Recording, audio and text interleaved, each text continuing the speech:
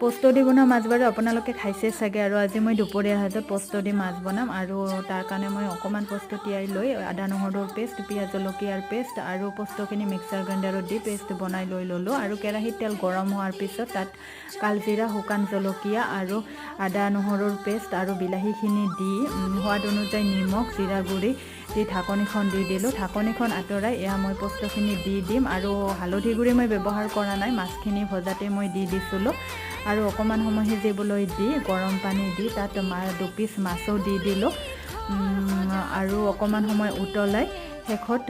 কেঁচা ধনিয়া দি দিম আৰু কিনা মছলা মই একোৱেই ব্যৱহাৰ কৰা নাই অকল মই জিৰা গুড়ি দি দিছোঁ আৰু